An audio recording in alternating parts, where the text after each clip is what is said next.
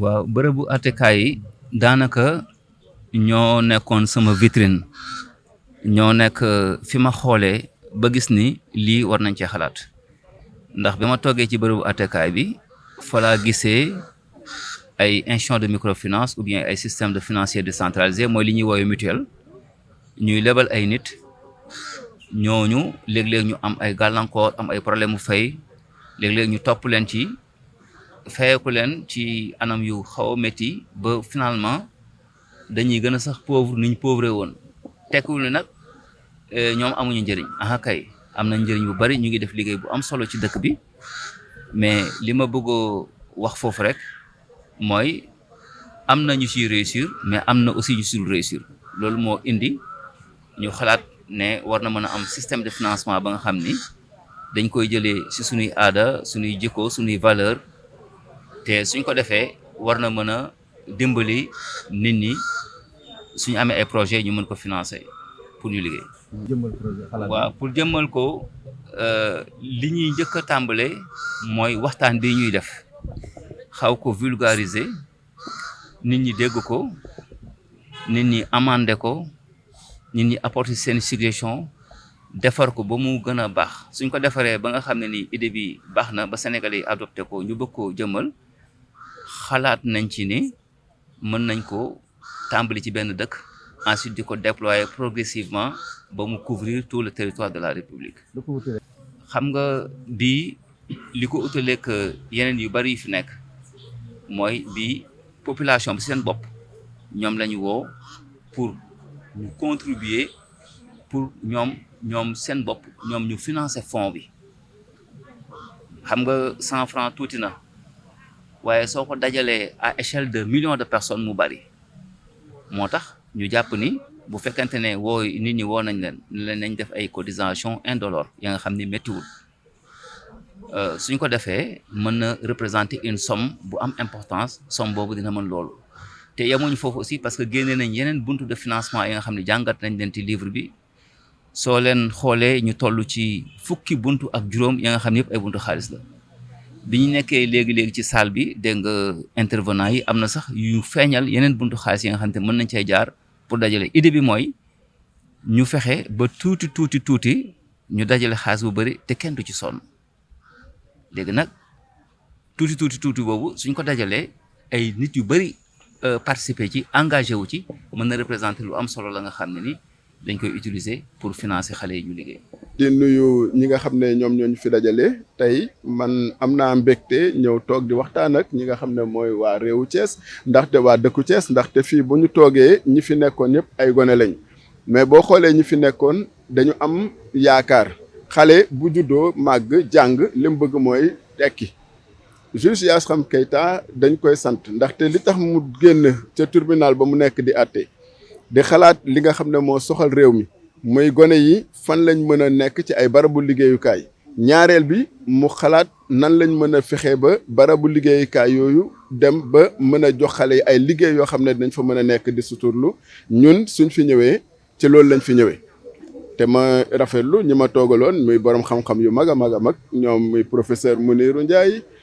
professeur Cheikh Omar ak professeur Aliou Mbacké ñu nekk ay nit ñoo xam ne xam-xam la ñu am ñëw indi ko fii ma jàng si lu bëri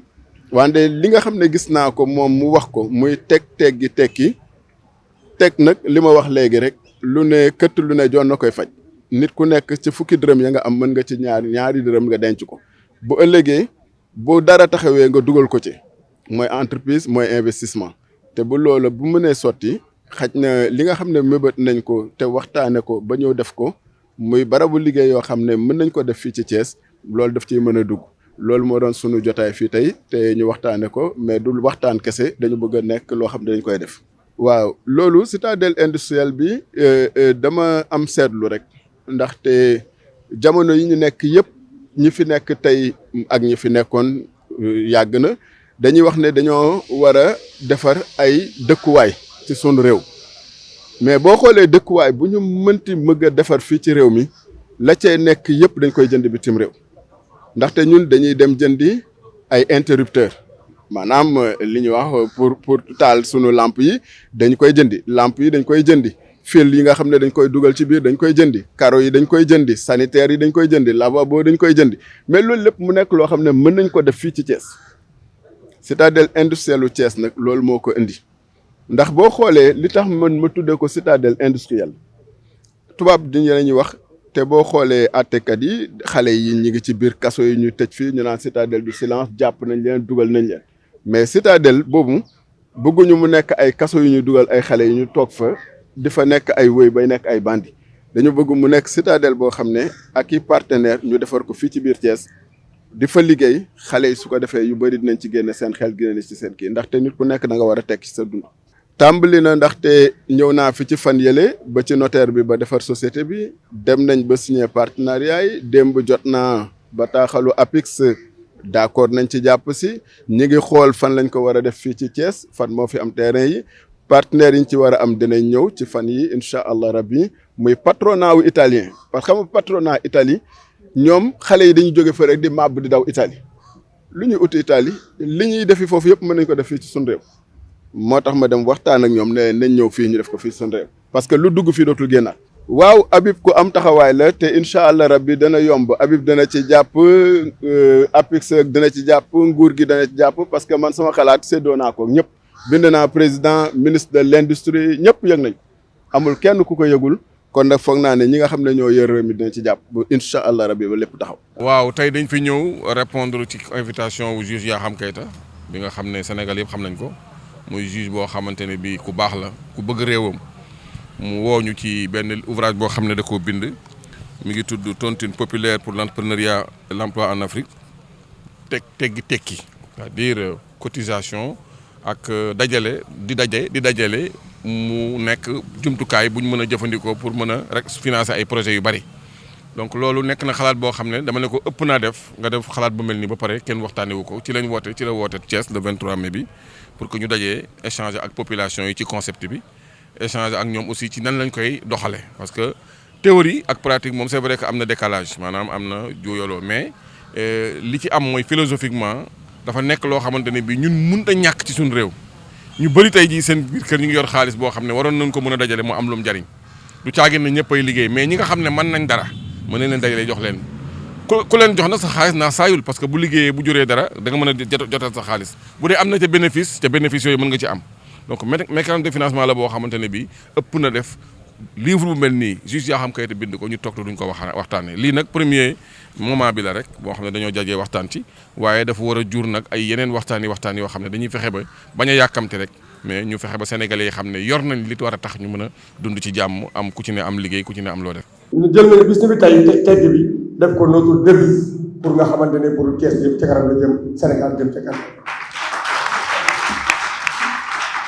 parce que au sein de l'armée xam nañu am na chaque corps dans l'armée a une devise c'est vrai que on est dans le côté civil mais on peut avoir notre devise c'est de travailler pour mën a jëm ca kanam moo tax tey tekki peut être notre devise la jeunesse thiessoise particulièrement la jeunesse sénégalaise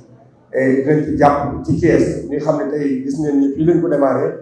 wax ji mën na bëri parce que jëloon nañ ci kàddu sànq ci kanam avant kenn di ñëw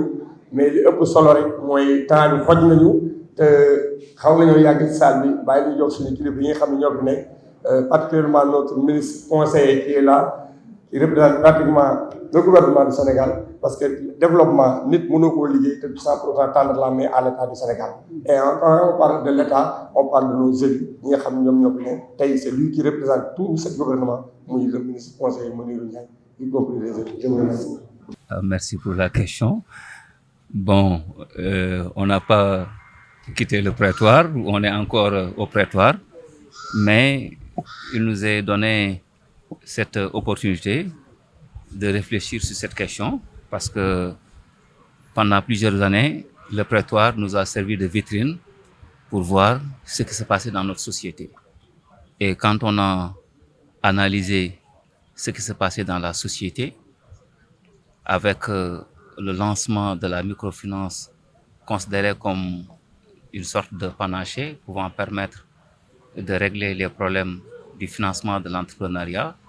et par ricochet de l'emploi des jeunes, nous avons vu qu'il y a beaucoup de problèmes et qui n'ont pas été résolus, malgré que ces outils soient efficaces, mais beaucoup de problèmes n'ont pas encore été résolus. C'est ce qui nous a inspiré et c'est à partir de là que nous avons dit pourquoi on ne pourrait pas essayer d'explorer d'autres voies, inspirées de nos réalités culturelles, donc enracinées pour mettre en place un système de financement de l'entrepreneuriat. Oui, ce financement inspiré de la solidarité, parce que nous avons vu que dans ce pays, que les gens sont toujours engagés par rapport à des problèmes sociaux. S'il y a des problèmes qui sont soulevés, si les Sénégalais en perçoivent le sens social, ils agissent tout de suite et aident. Par rapport à cette aide qui est faite de manière ponctuelle, tous les jours que nous voyons, parce que vous voyez souvent sur les réseaux sociaux, les gens demandaient à ce que des cagnottes soient ouvertes pour telle ou telle personne qui est en détresse. J'ai dit que est-ce qu'il n'est pas aujourd'hui opportun de déplacer cela et de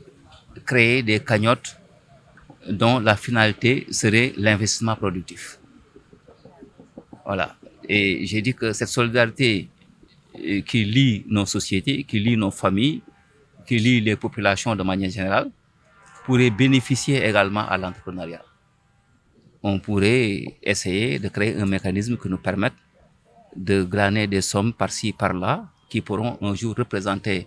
quelque chose de significatif et à partir de ce montant-là, essayer de financer des activités génératrices de revenus au profit des jeunes et des femmes. L'investissement productif, c'est l'investissement qu'on fait pour permettre à des personnes de développer des activités génératrices de revenus. Voilà, c'est ça, c'est exactement ça. On donne à une personne de l'argent, pas pour la consommation, mais pour la production. Bon, que ce soit un champ, que ce soit un atelier de menuiserie, que ce soit un atelier de mécanique ou autre chose, les gens pourront toujours entreprendre par rapport à leur capacité. Bon, nous avons choisi Thiès, ou bien je dirais que nous sommes conviés à Thiès pour venir tenir ici, ou bien animer ici une rencontre sur ce thème. Bon, mais ce n'est pas un lancement du projet. C'était tout simplement un forum de réflexion économique avec des acteurs du secteur économique qui s'y connaissent très bien, tels que le professeur Mounir Ndiaye qui est agrégé en sciences économiques, le professeur Cheikh Omar Diagne qui est financier et tout. Et je dirais même que c'est sur l'initiative du professeur Mounirou, ministre conseiller de Monsieur le Président de la République, que nous sommes venus à Thiès. Lorsqu'il a lu l'ouvrage, il m'a appelé de la Mauritanie pour me dire que, Monsieur le juge, je dois animer une conférence sur l'entrepreneuriat féminin. Et j'ai bien envie de présenter votre livre ici. C'était pendant le Ramadan. Et il m'a suggéré en même temps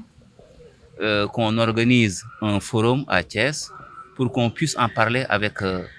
ses étudiants. C'est sur ces entrefaites que je lui ai dit qu'il y a un autre monsieur qui est à Thiès, un certain Habib Khan. Lui aussi, il aurait voulu qu'on présente le livre à son public. Et c'est comme ça qu'on a fusionné les deux événements pour en faire l'événement de ce matin.